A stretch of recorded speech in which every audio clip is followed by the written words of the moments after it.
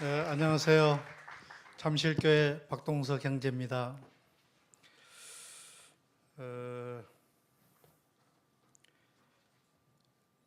이 청년, 전국 청년 전청이라고 하던데 전국 청년 연합회 맞나요? 예. 한 20여 년 전에 지금은 어디죠? 파라과이로 선교 간 이창환 형제님께서 간증을 좀 했으면 좋겠다. 이런 부탁을 받았는데 제가 거절을 했었습니다. 또 그 다음에 또 간곡하게 얘기했지만 제가 어렵습니다라고 얘기를 했고요. 또 한 3년여 전에도 또 얘기를 했는데 안 됩니다 하고 얘기를 했고, 또 2년 전에도 얘기했는데 그냥 제 이름을 명단에 넣어놓고 강릉에서 여름 수양회 할 때가 있었죠. 그때 1시간 말씀 교제를 해달라고, 간증해달라고 얘기했었는데 제가 결국은 가지를 못했습니다. 가지를 못했던 게 간증이든 말씀 교제든 주님께 영광을 돌릴 수 있어야 되는데 과연 성도들에게, 청년들에게 유익이 되겠는가, 또 영적으로 도움이 되거나 도전이 되겠는가, 될 수 있어야 되는데 가능할까?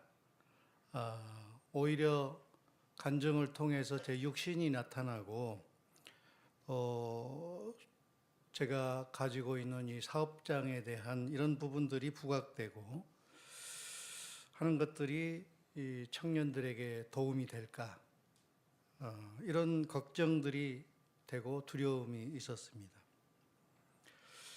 또 주님이 드러나고 주님이 세워져야 되는데 내가 높아지는 것은 아닌가, 이런 또 두려움도 있었고, 또 마지막으로는 가장 힘든 게 내 삶이 이 주님 안에서 본이 되는가, 아무리 생각해도 본이 되고 있지 않은 것 같아서 계속해서 제가 거절을 했는데, 이번에 또 거절을 하면 계속해서 이런 부탁을 할 것 같아서 그냥 매를 미리 맞자 하고 오늘 나오게 됐습니다. 이런 여러 가지 눌림이 있었는데 어쨌든 청년들에게 덕이 되지 못하고 실족이 되지 않고, 또 제가 한 교제가 주님께서 도우셔서 주님께 영광이 될 수 있으면 좋겠다, 이런 마음이 있습니다. 사도행전 9장을 보겠습니다.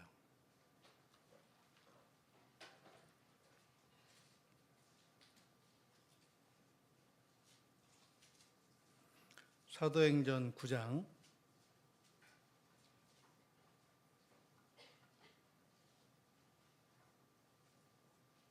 3절. 사울이 행하여 다메섹에 가까이 가더니 호련히 하늘로서 빛이 저를 둘러 비추는지라. 땅에 엎드려져 들음에 소리 있어 가라사대 사울아 사울아 어찌하여 나를 핍박하느냐 하시거늘 대답하되 주여 니시오니까 가라사대 나는 내가 핍박하는 예수라. 6절. 내가 일어나 성으로 들어가라. 행할 것을 내게 이를 자가 있느니라. 사울이 바울이 되기 전에 하나님을 믿는 성도들을 핍박하기 위해서 잡아서 핍박하기 위해서 이제 여러 해당에서 공문을 가지고 가는 길에 주님을 만나게 됩니다. 그때 호련히 강한 빛이 둘러 비쳤습니다. 그리고 땅에 엎드려졌을 때 하늘에서 소리가 들렸습니다. 사울아, 사울아, 어찌하여 나를 핍박하느냐? 라고 했습니다. 그때 사울이 대답하기를 주여 니시오니까. 이 사울은 하나님을 신실하게 믿는 어려서부터 훈련된 훌륭한 사람이었습니다. 그런데 하나님을 믿고 있다고 그러는데 여기서 하나님께서는 말씀하시기를 어찌하여 나를 핍박하느냐 이렇게 했습니다. 그때 주여 니시오니까 나는 내가 핍박하는 예수다 라고 했습니다. 예수 믿는 자들을 핍박하는 자였습니다. 그때 5절과 6절 사이에 숨겨진 내용이 하나가 있는데 6절에 보면 내가 일어나 성으로 들어가라 행할 것을 내게 이를 자가 있느니라 이렇게 얘기합니다. 일어나서 성으로 가라 내게 이를 자가 있다 이렇게 얘기합니다. 이와 똑같은 내용이 22장에 있습니다. 아까 5절과 6절 사이에 숨겨진 내용이 있습니다. 22장 보겠습니다.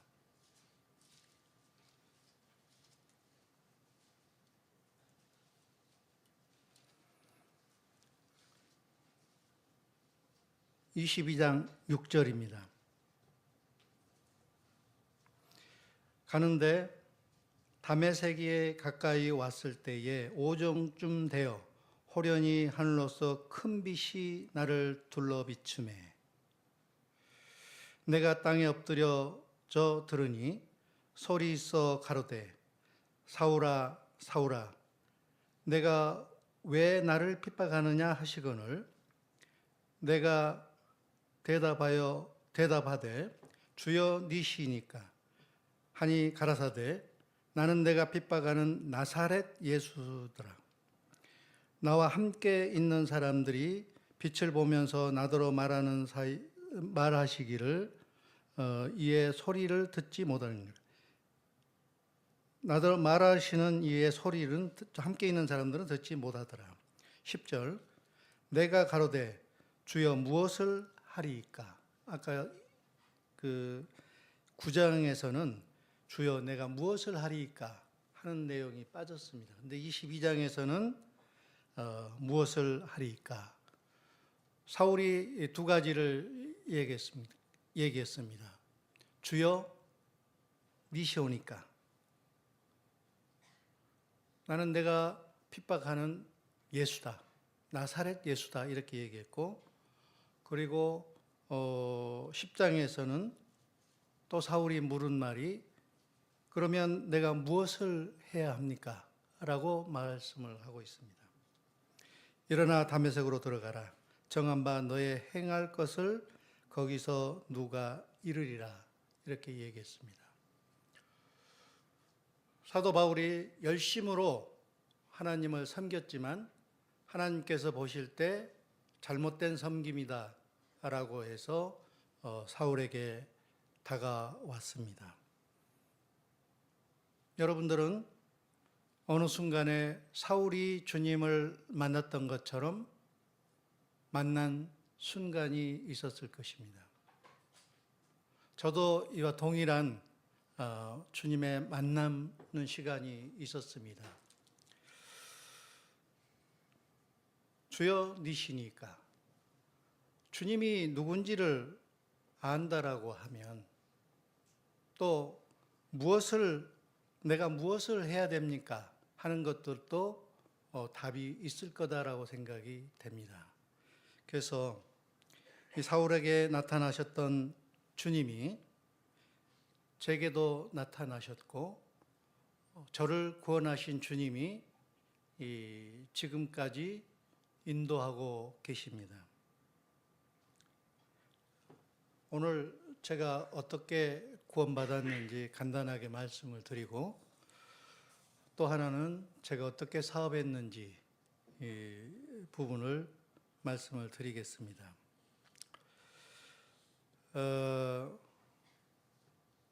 제가 제 고향이 이 전남 진도입니다.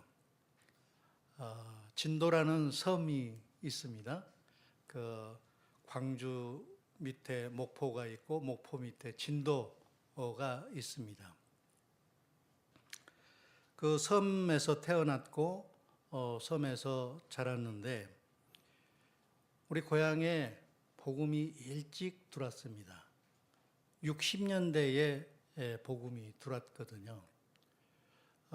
그때 우리 집에 누님이 계신데 누님이 먼저 구원을 받고 저에게 복음을 이렇게 전했습니다.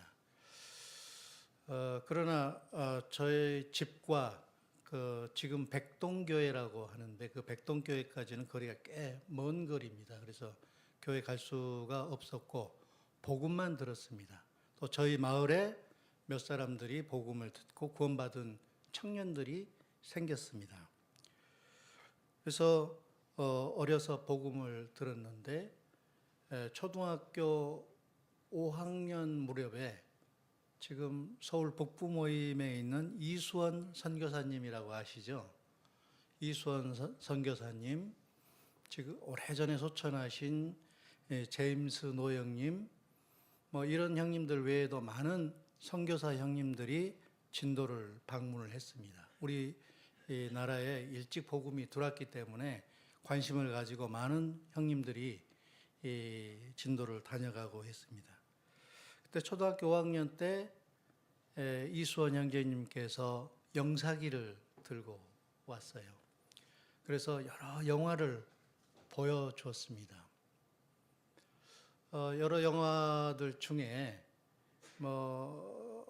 그 무디 학교에서인가 나온 그런 영상물들이었는데 그 시골에서 영화를 볼 수 있다라고 하는 거는 이게 신기한 일이었습니다. 그래서 동네에 와서 이렇게 마을 회관 앞에서 영화를 이렇게 상영을 해주면 아이들부터 시작해서 노인네들까지 거의 100% 참석을 합니다. 그 영화를 보러 가는 거거든요.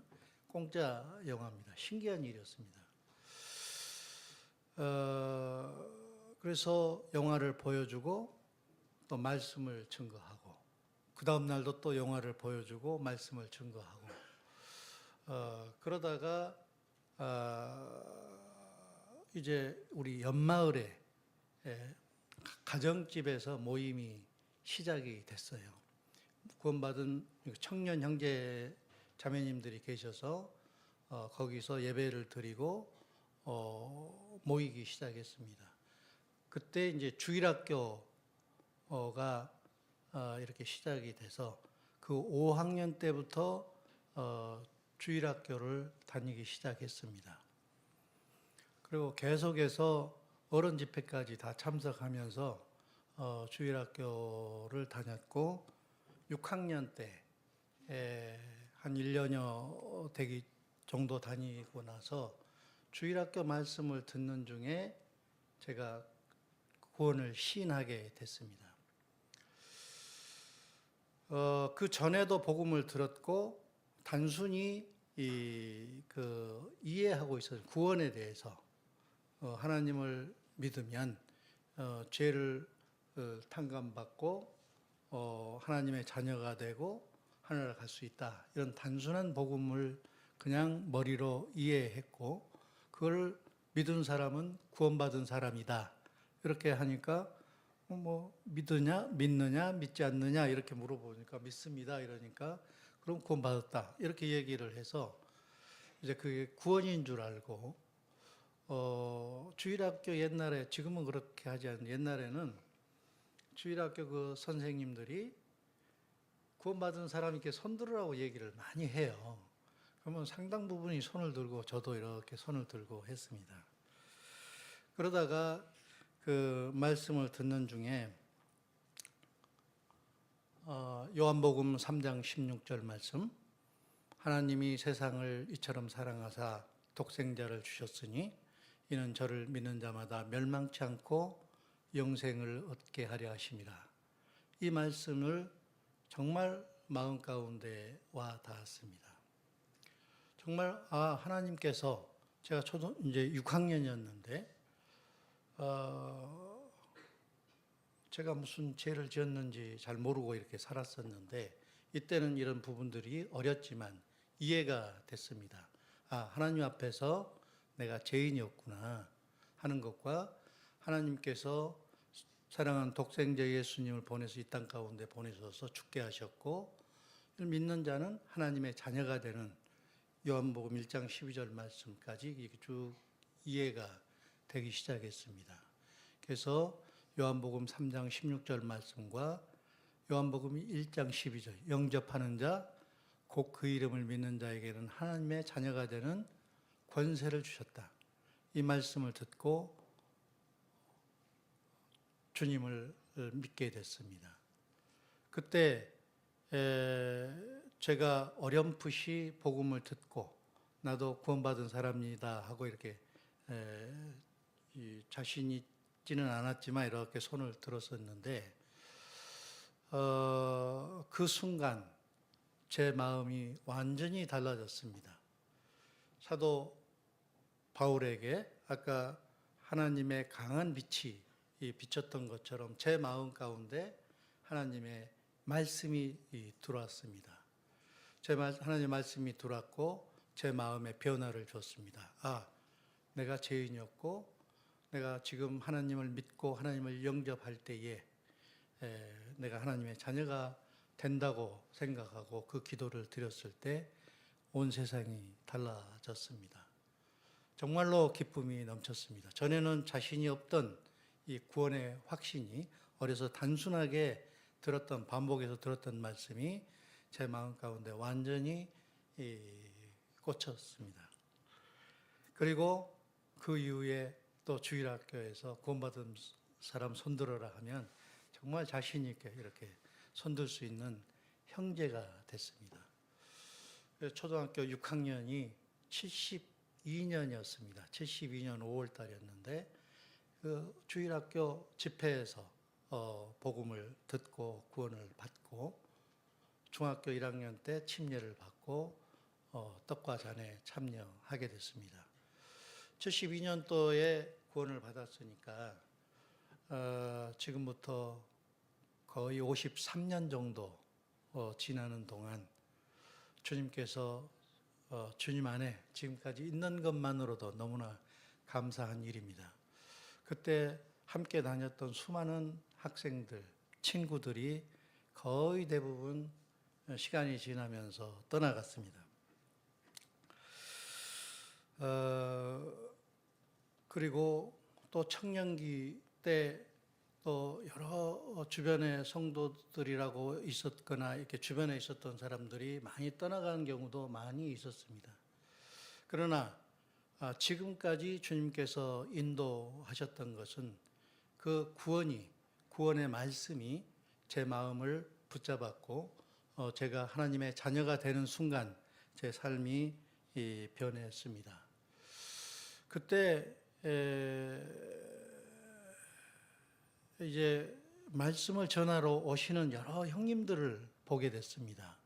그 먼 시골까지 이렇게 복음을 전하러 오셨는데, 그 간증들이 이렇게 들어볼 때에 정말 그 당시는 먹고 살기가 쉽지 않은 상황이었는데, 직업 없이 하나님의 말씀을 전한다고 하는 것은 지금보다도 훨씬 어려운 상황이었던 것 같습니다.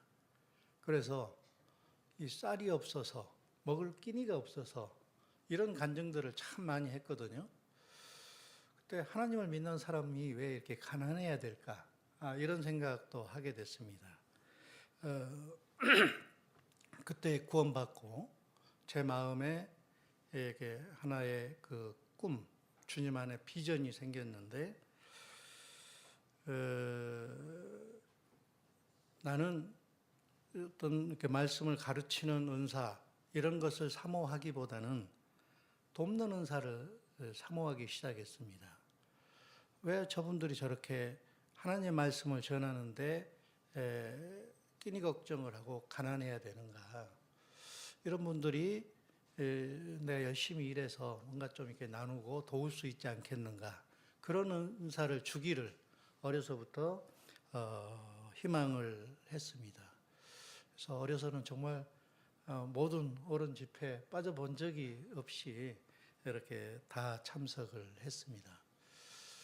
그러다가 중학교까지 이제 진도에서 다니고 고등학교를 광주로 진학을 하고 또 광주에 진학했더니 광주교회가 막 이렇게 생길 때였습니다. 그때 또 함께 광주 모임에서 성도들과 함께 섬겼습니다. 그리고 이제 청년이 되어서 서울로 왔고 서울에서는 서대문교회 좀 다녔었습니다. 그러다가 결혼을 하고 상도동 교회가 개척했을 때에 상도동 교회에 합류하게 됐습니다. 그래서 상도동 교회에서 한 30여 년간을 있었습니다. 그래서 늘 상도동 교회가 이제 마지막까지 있어야 되는 모임 아닌가 이렇게 생각을 하고 있었는데, 그러니까 그 86년부터 근 30여 년 동안을 상도동 모임에 다녔고, 그리고 2016년에 우연치 않은 특별한 인도하심이라고 생각이 되는데, 하여튼 그런 계기가 있었습니다. 그래서 2016년부터 잠실교회로 가게 됐습니다. 잠실교회에서 현재 10여 년 차 하고 한 2달 지나면 만 10년을 채웁니다. 이렇게 제가 구원을 받고 학생, 청년 또 결혼 생활 후에 또 지금은 잠실 모임에서 섬기고 있습니다. 그때 청년 때에 아마 여러분들 여기 앉아 계시지만 상당히 갈등이 많은 분들도 있을 거다라고 생각이 됩니다. 앞으로 뭘 하면서 살아야 될 건지, 주님을 잘 섬기고 싶지만 주님을 잘 섬길 수 있을지, 또 어떤 직장에 들어가서 어떻게 살아야 될지, 수많은 직장 중에 어디를 들어가야 될지, 무슨 일을 할지, 내 직장은 어딘지, 과연 직장은 들어갈 수 있는 건지, 여러 가지 갈등과 이런 고민이 있을 거다라고 생각이 됩니다. 그때에 저에게 주신 말씀이 있었습니다. 창세기 46장을 보겠습니다. 47장을 보겠습니다.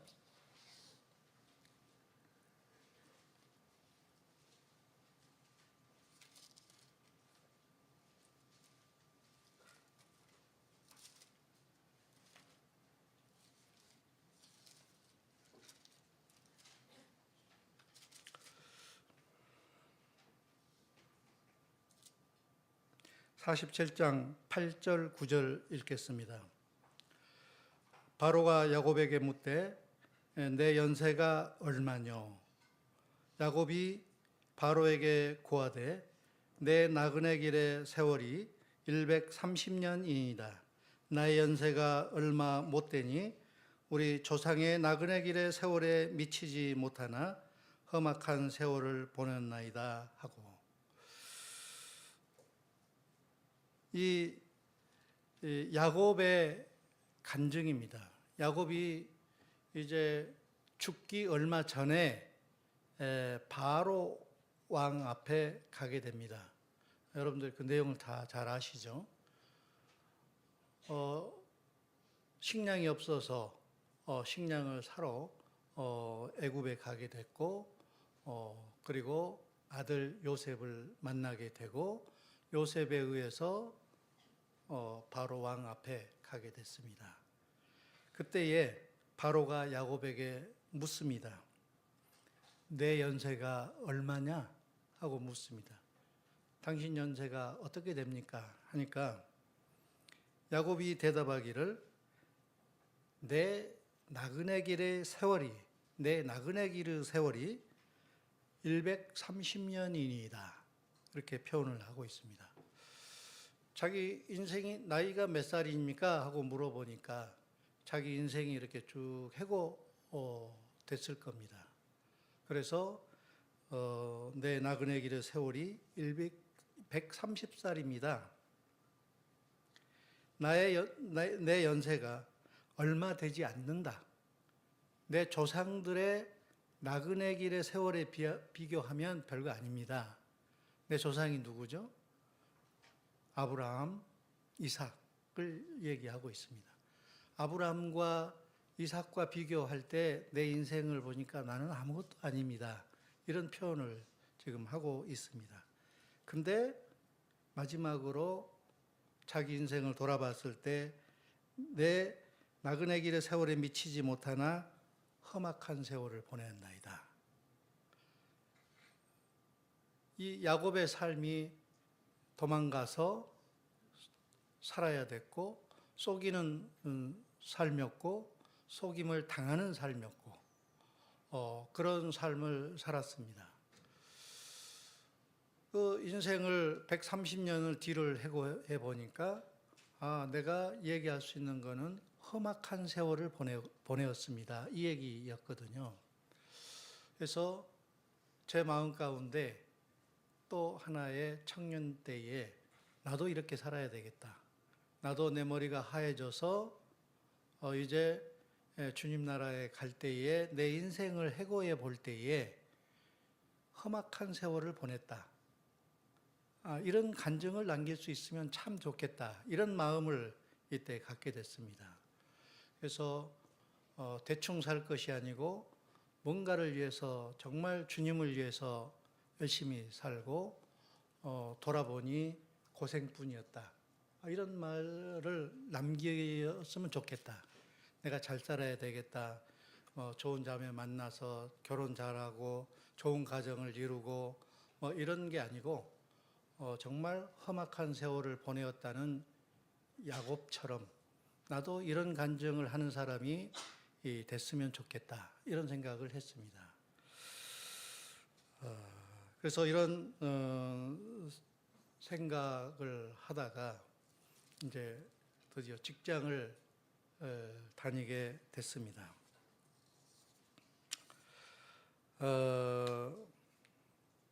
직장을 이제 좀 전에 형님도 어렵게 직장을 구했다고 했는데 저도 역시 쉽지 않게 직장을 이렇게 들어갔고, 그곳에서 아까 야곱이 했던 것처럼 정말 열심히 일하자. 누구보다도 더 고생을 많이 하자. 하나님을 믿는 자로서 그런 선한 간증을 남기자. 월급은 똑같이 받거나 적게 받더라도 정말 열심히 일하자. 이런 마음으로 직장 생활을 열심히 했습니다. 그때에 어떤 기회가 있었는데요. 기회가 있었는데 제 선임 되시는 분이 어떤 제품을 개발했는데 그 제품이 이제 팔려 이렇게 많이 나갔습니다. 나간 것들이 전부 하자가 되기 시작했습니다. 하자가 돼서 니콜을 해야 되는 상황이었어요. 그러니까 회사는 정말 힘들었거든요. 근데 그분이 계속 반복해서 또 어떤 처리 과정을 거쳐서 한 다음에 또 물건이 나가면 또 역시 문제가 또 반복되고 이렇게 했습니다. 그런데 어느 순간에 저에게 당신이 한번 이것을 맡아서 이 제품의 하자 부분을 처리를 좀 해봐라. 이렇게 얘기를 했습니다. 근데 저는 이 부분은 전혀 다른, 제가 전기 전공을 했고, 전기 시스템 쪽에 있었는데, 이거는 전기 한 기기였거든요. 한 단품 기기였습니다. 그 리액터라는 품목이 있는데요. 전기에 보면, 전기전자에 보면 리액턴스 이런 말이 있습니다. 그 L 값이라고도 하고 그 코일에서 생기는 L 값이라고 하는데 이것을 제품화한 게 리액터라고 하는 겁니다. 리액터. 이런 제품인데 그 당시에 우리나라 산업이 이렇게 초기 단계라 이런 수요가 별로 많지가 않았어요. 그래서 기술이 없었고 이 자료도 많지가 않았습니다. 그래서 저에게 이걸 담당해서 이걸 개발을 다시 한번 해봐라라고 이게 오다가 내려졌을 때 그거를 해결하려고 하면 무슨 자료를 보고 공부를 해야 되는데 자료가 없었습니다. 어떤 국내의 연구기관이라든지 대기업이라든지 이런데 좋은 자료가 있나 이렇게 여기저기 물어봐도 자료가 없었습니다. 그래서 A4 용지 한 두서너 장 정도 되는 자료가 전부였습니다. 그때 어떤 분이 자료 이렇게 찾아봐야 없을 거니 당신이 직접 만들어보고 시험해서 결과를 찾아내는 게 맞을 거다 이렇게 얘기를 해서 그때 이제 설계를 해봤습니다. 설계를 했더니 설계하면 이 변압기하고 리액터하고 생긴 게 비슷한데요. 용도는 완전히 다릅니다. 변압기는 설계하면 어떤 값이 탁탁 이렇게 떨어져요. 근데 이거는 설계해서 제품을 만들어서 시험했더니 전혀 이상한 요구하는 값이 나오지 않고 전혀 이상한 값이 나왔습니다. 그러니까 실력이 모자라니까 이제 그런 것도 있지만 어쨌든 그것을 보는 순간 이게 뭐지 하는 생각이 들었습니다. 왜 이런 값이 나오지 하면서 그걸 찾기 시작했습니다. 정말 낮에 이제 생산 쪽에 부탁해서 제품 만들어 달라고 해서 저녁에 정말 밤새워서 시험하고 또 시험하고 그 다음날 또 개선해서 또 하고 이걸 몇 달을 거쳐서 그렇게 했더니 전에 내 선임이 어느 부분을 놓쳤구나, 설계에서 어느 부분을 놓쳤구나 하는 것을 보게 됐습니다. 그래서 이거를 대응을 하면 대응해서 설계를 재설계하면 괜찮겠네 해서 제품을 만들고 시험을 했더니 괜찮은 값이 나왔습니다. 그래서 이거 참 재밌네 이런 생각을 했습니다. 이 전기 시스템을 하게 되면 정말 재밌거든요. 처음에는 정말 재밌습니다. 근데 이 기기는 단순하다고 생각했는데 단순하지가 않고 정말 쉽지 않은 부분이었습니다. 이 기초 지식을 요구하고 이렇게 했기 때문에 어려웠습니다. 그래서 그러던 중에 이거 사업하면 괜찮겠네 하는 생각을 하게 됐습니다. 왜냐하면 대기업은 이게 틈새 시장이고 그래서 대기업은 이런 것을 일할 만한 너무 작아서 이를 쳐다보지를 않는 시장이고 중소기업은 이걸 기술적으로 대응할 능력이 안 되고 이래서 이거 사업하면 괜찮겠다 이런 생각을 하게 됐습니다. 그때 누군가가 박동석이 너도 바른말도 잘하고 하는데 너도 사업할 수 있으면 해봐 하는 얘기를 해봤거든요. 그때 내가 사업할 수 있다고 이런 생각을 하게 됐습니다. 저는 아까 말씀하셨던 것처럼 평생에 험한 생활을 해보고 싶다. 정말 고생하면서 살고 싶다. 평생에 그렇게 살아도 나는 좋다. 이런 생각을 했습니다. 그래서 직장 생활을 할 때 정말 열심히 했고요. 아침 저녁으로 코피 흘리면서 일도 많이 했고 또 그러고 직장 생활에서 이렇게 성공하려고 했습니다. 그 성공이라고 하는 게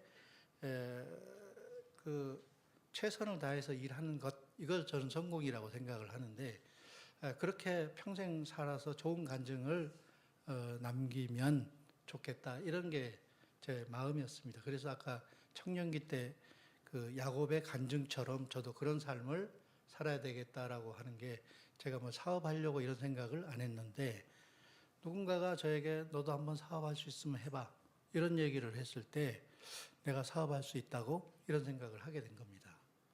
그때부터 할 수 있겠네, 이런 생각을 하게 됐습니다. 이 아이템으로 하면 되겠다, 이런 생각을 하게 됐습니다. 근데 그 시장이 너무 작아서 아주 틈새 시장이어서 쉽지 않고, 또 아까 대기업은 경쟁자가 없고 중소기업에 잘하는 업체가 한 군데 있었는데 나머지는 없었거든요. 그래서 이 업체하고 잘 경쟁하면 되겠다 이래서 사업을 하기 시작했는데, 그 어려움 끝에 사업을 하겠다라고 하니까 직장 생활 한 3년 했거든요. 대리 달고 있었는데, 사업을 하겠다고 하니까 저희 자매가 결혼하고 1년 됐는데 반대를 하는 거예요. 뭘 가지고 사업하겠냐는 거예요. 돈이 어디 있냐는 거예요. 그래서 주변에 알아봤더니, 당신이 어떻게 사업을 하냐, 당신은 영업도 못하는 사람이 어떻게 사업을 하느냐, 이런 얘기를 했습니다. 근데 어쨌든 제 마음속에서 이렇게 끓기 시작을 했습니다. 그랬더니 저희 자매가 그럼 말씀을 받으세요, 이렇게 얘기를 하는 거예요. 그때 말씀이 시편 37편을 보겠습니다. 시편 37편.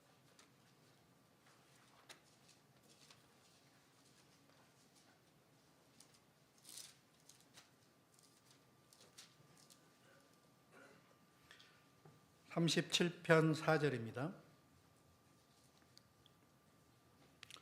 또 여호와를 기뻐하라. 저가 내 마음의 소원을 이루어 주시리로다. 너의 길을 여호와께 맡기라. 저를 의지하면 저가 이루시고. 여호와를 기뻐하라. 저가 내 마음의 소원을 이루어 주시리라. 이 마음의 소원이 무엇인가? 내가 사업하고 싶다. 이것도 마음의 소원이지만, 제가 구원받고 어려서 이런 은사, 이런 일을 했으면 좋겠다라고 했던 게 돕는 은사, 이거였거든요. 어려서부터 간직했던 소원, 이거를 직장 생활하는 것보다 사업을 통해서 하면 더 잘할 수 있지 않겠는가 라고 생각을 하게 됐습니다. 이 말씀 받았습니다. 이러니까 저희 자매가 이제 할 얘기가 없었고 동의를 하게 됐습니다. 그 다음에 잠언 22장을 한번 보겠습니다. 잠언 22장.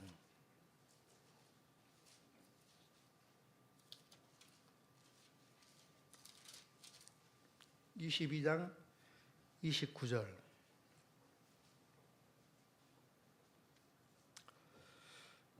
네가 자기 사업에 근실한 사람을 보았느냐? 이러한 사람은 왕 앞에 설 것이요 천한 자 앞에 서지 아니하리라. 네가 자기 사업에 근실한 사람을 보았느냐? 이러한 사람은 왕 앞에 설 것이다. 천한 자 앞에 서지 않겠다. 이런 말씀이 제가 사업하게 된 동기가 됐고, 이 말씀을 받고 사업을 시작을 했습니다. 사업을 했더니 너무너무 힘든 거예요. 그렇게 힘든지 몰랐어요. 뭐 돈이 많아서 사업했으면 좀 편하게 했겠죠. 누가 나한테 컨설팅 해줄 사람도 없고, 나이가 그때가 87년도였습니다. 87년도였으니까 28이었습니다. 그러니까 제 주변에 저를 도와줄 만한 사람이 없었어요. 제 친구들이 어디 가서 자리 잡고 저를 도와줄 만한 그런 나이도 아니었고, 주변에 돈 많은 사람이 있어서 자금을 이렇게 대주는 분들도 없고, 제가 벌어놓은 돈이 있었던 것도 아니고, 작은 돈으로 정말 작게 이렇게 시작을 했는데, 그 사업이 그렇게 힘든 줄을 몰랐습니다. 그냥 해야 되겠다는 그 열정이 있었지, 그 하루하루가 너무너무 힘들었습니다. 또 설계 쪽에서만 있었지 제가 현장에서 일해본 경험이 없거든요. 근데 사람이 없으니까 직원들 2명 채용해서 시작을 했는데 다 초보들이니까 저보다 모르는 초보들이에요. 이 사람들을 가르치면서 함께 물건을 만들어낸다고 하는 게 너무너무 힘든 거예요. 몸도 고단해, 마음도 고단해, 돈도 없어, 너무너무 힘든 이렇게 시간들을 보냈습니다. 이렇게 힘든 줄 알았으면 괜히 사업했네, 이런 생각도 들고 많이 했었습니다. 돌이킬 수가 없는 강을 건넌 거죠. 그렇게 사업을 했는데 어쩌지 열심히 하다 보니까 이런 기회들이 좀씩 오기 시작을 했습니다. 그래서 3년이 지나면서 1년 차, 2년 차 이렇게 조금씩 늘어나기 시작했습니다. 처음에 직원 2명 데리고 아주 조그만 10평도 안 되는 공간에서 사업을 시작을 했습니다. 공장이 아니고 조그만 사무실 같은데 공장이라고 시작을 한 거죠. 설비도 없고 뭐 이런데 어쨌지 해 나갔습니다. 그리고 그러면서도 이렇게 성장이 됐습니다. 한 3년이 지나고 이제 좀 확장해도 되겠네. 그래서 확장을 했거든요. 남들은 부동산 투기도 하는데 나는 사업을 투기하는 게 뭐가 잘못이랴, 이렇게 생각을 하고 확장을 했습니다. 확장했더니 갑자기 확장하면 비용도 늘어나고 인원도 많이 늘어나고 이렇게 되는데, 확장을 했더니 갑자기 일이 정체돼 버리는 거예요. 성장을 해야 되는데 정체되니까 비용은 증가되고 매출은 정체가 되고 이러니까 이제 마이너스가 나기 시작하는 거죠. 뭐 벌어놓은 돈이 없이 확장을 했었는데, 그때 너무 어려워서 이렇게 사업하면 안 되는구나 이렇게 생각하고 줄이려고 하는데 여기저기서 부도, 제가 거래하던 회사가 부도가 나는 거예요. 제가 거래를 해서 돈을 받아야 되는데 그 회사에서 받은 돈이 후시 조각이 되고 이걸 부도라고 하는데, 어떤 부도 나가서 없어져 버리니까 저는 이런 물건을 만들어서 납품해 줬더니 그 회사에서 받을 수가 없잖아요. 저는 이제 책임이 있으니까 저는 갚아줘야 되고, 이게 한 군 업체가 아니고 2업체, 3업체, 4업체, 5개 업체까지 그에 연달아서 이렇게 부도가 나더라고요. 그러니까 처음에 한 업체일 때는 내가 이거 감당할 수 있겠다 이렇게 생각했는데 2업체, 3업체, 4업체, 5업체가 생기니까 이 감당할 수가 없는 거예요. 그때 또 한번 정말로 사업한 것에 대해서 후회스러웠습니다. 왜 내가 사업했을까? 말씀 받고 사업했는데 이게 맞는 걸까? 이런 고민을 정말 많이 했었습니다.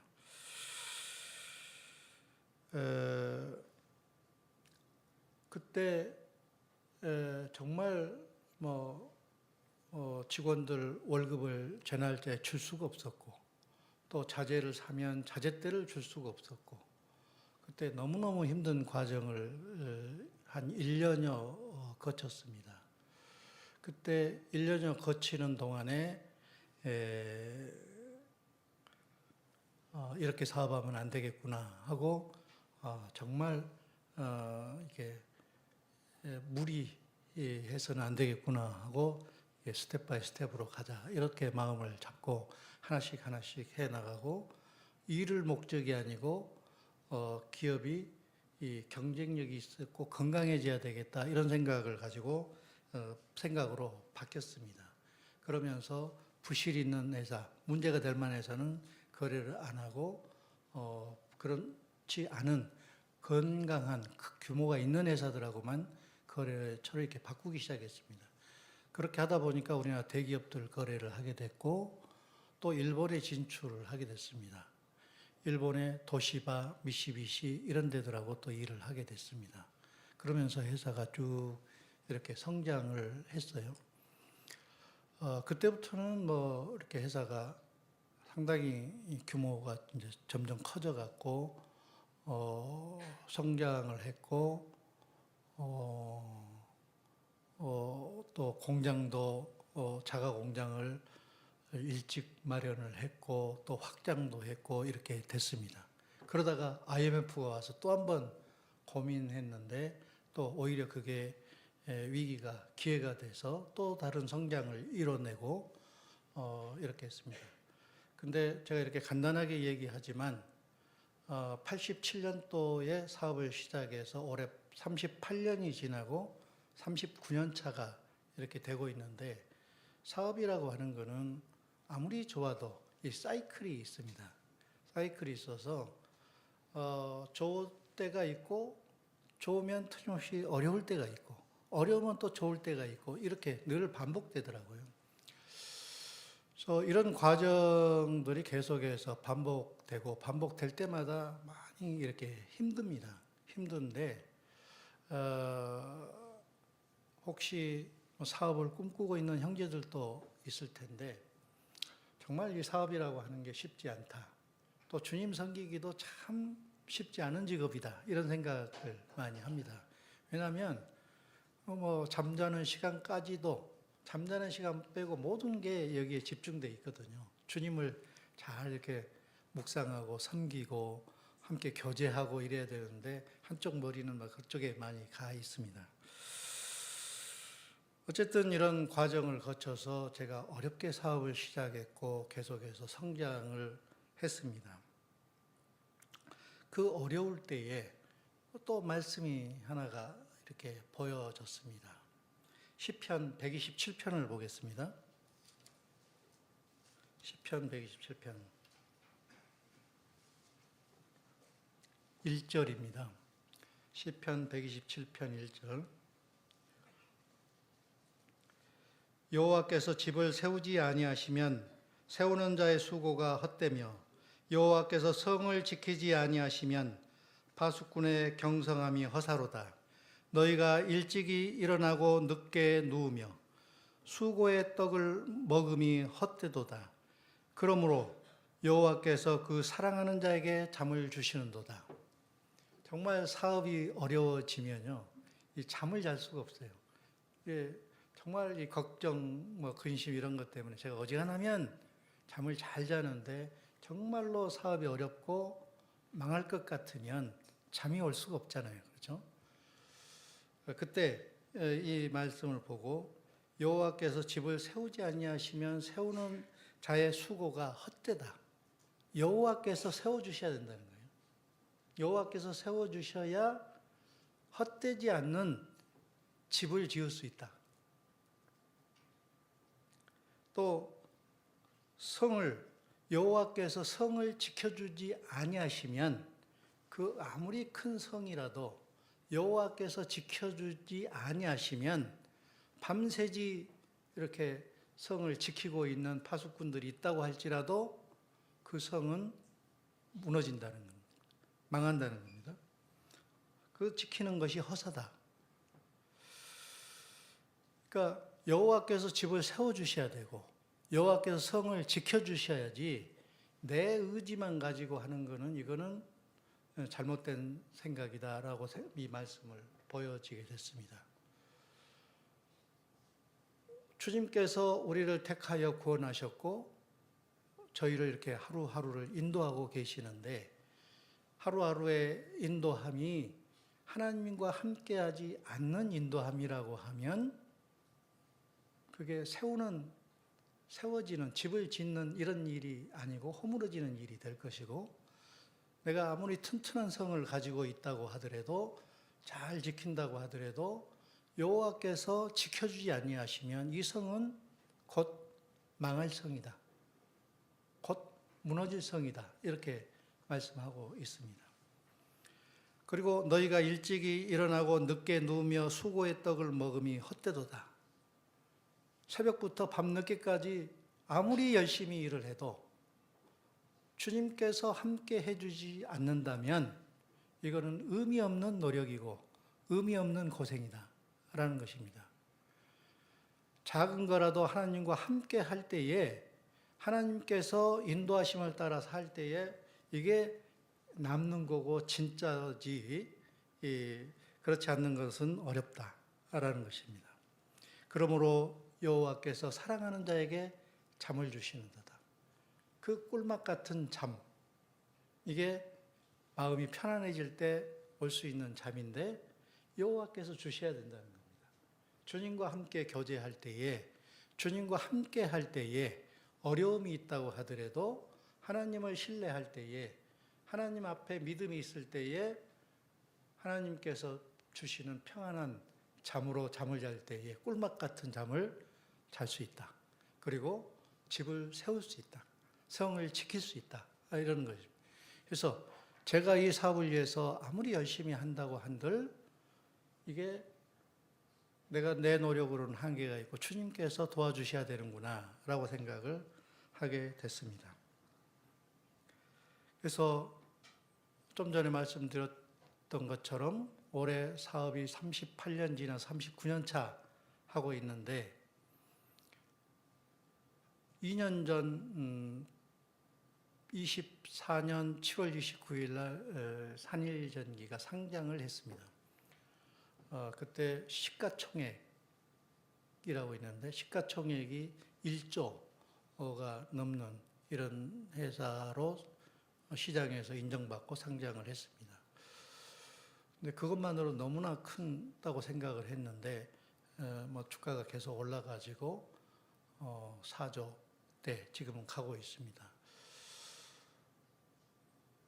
제가 제 자신을 돌아볼 때에 전혀 이런 능력이나 이런 게 없다라고 생각했는데 이런 매출이 일어나고 시장에서 그런 가치를 인정받고 있습니다. 작년에 매출이 한 5천억 정도 됐고 또 그 코스피 200이라는 지수가 있습니다. 우리나라 상장을 이렇게 리딩하는 기업이다 해서 코스피 200 지수가 있는데 그 지수에도 편입이 됐습니다. 그래서 이런 것을 볼 때에 제가 아까 간증했듯이 시골 진도라는 섬의 시골에서 태어나서 일찍 주님을 알고 주님 앞에서 비전을 가졌고 또 그 야곱이 자기 인생을 돌아볼 때에 내가 험한 세월을 보내었다는 이런 간증을 나도 하고 싶다. 이런 생각으로 살았습니다. 누구보다도 평생을 고생하면서 살아야 되겠다. 이런 생각을 했습니다. 이런 생각을 했는데 정말 작게 시작한 회사가 지금 이 정도로 이렇게 커졌습니다. 근데 이 커짐이 언제 다시 작아질는지 쪼그라들는지 아니면 또 성장을 더 할는지 그건 주님께서 함께 하실 때 가능한 거다라고 저는 생각하고 있습니다. 어떤 사업이든 내 개인적인 일이든 직장 생활이든 간에 주님께서 허락하실 때 성공할 수 있지 않겠어요? 이렇게 그 손 위에서 모래가 이렇게 하면 모래가 다 쏟아지듯이 하나님께서 이렇게 방향을 틀을 때 이건 다 허물어질 수밖에 없는 이런 상황이다라고 생각하면서 주님께 의지하면서 지금 살고 있습니다. 그래서 주님께서 이렇게 저를 키우시고 성장시키시고 함께 하셨는데 앞으로도 주님께서 어떻게 하실지 그는 주님께서 아실 거다라고 생각이 됩니다. 어, 여러분들은 주님 앞에서 사모하는 은사가 어떤 건가요? 말씀을 잘 분별하여 잘 가르칠 수 있는 은사, 교사의 은사를 사모하시나요? 아니면 국내든 국외든 말씀을 들고 복음을 전하는 그런 일꾼을 사모하시나요?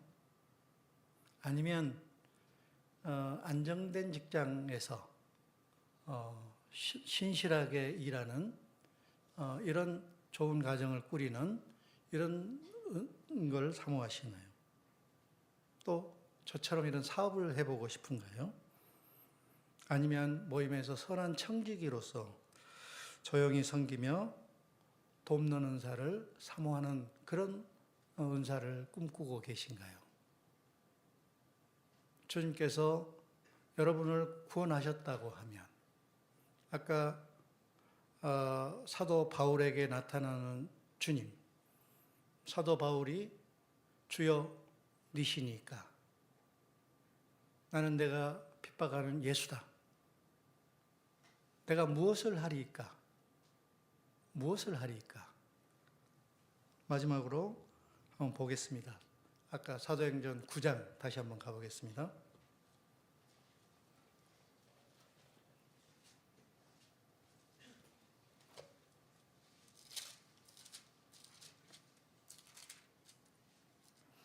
사도행전 9장 15절, 16절을 읽겠습니다.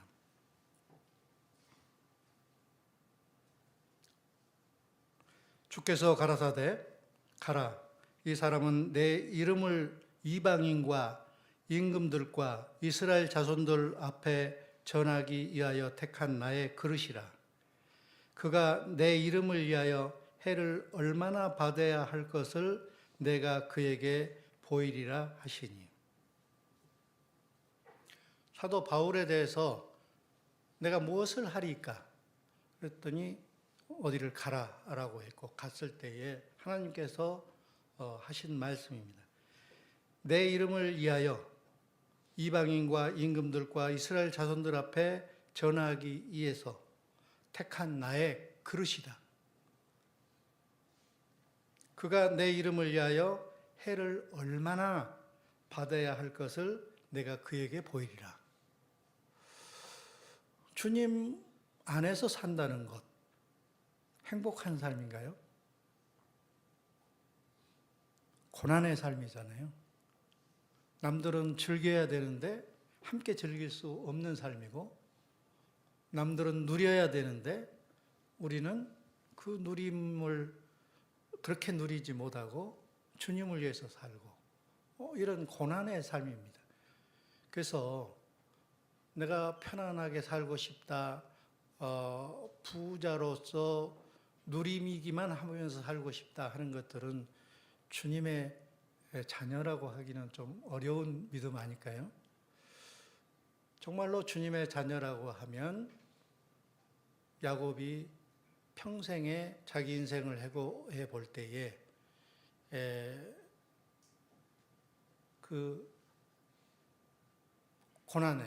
고난의 삶을 살았다고 하는 것, 이런 간증을 야곱이 했던 것처럼 여기서도 그가 내 이름을 위하여 해를 얼마나 받아야 할 것, 사도 바울이 하나님께서 편안한 삶을 위해서 하나님께서 사도 바울을 인도하신 게 아니고 주님을 위한 해를 많이 받아야 된다는 일꾼, 그릇으로 데려왔다는 것입니다. 그래서 저나 여기 계신 청년들이나 주님께서 여러분들의 삶을 인도하시고 주님께서 여러분의 삶을 주장해서 주님의 영광이 드러나는 삶이 될 수 있기를 바라겠습니다. 여러분들이 어떤 교회 안에서 말씀을 증거하는 이런 일을 하는 형제를 바라든, 또 작은 봉사의 일을 하든, 복음을 들고 뛰어다니는 일을 하든, 어떤 일을 하든지 간에 주님의 영광이 드러나고 주님께 모임에 도움이 되는 이런 귀한 성도들이 될 수 있기를 바라겠습니다.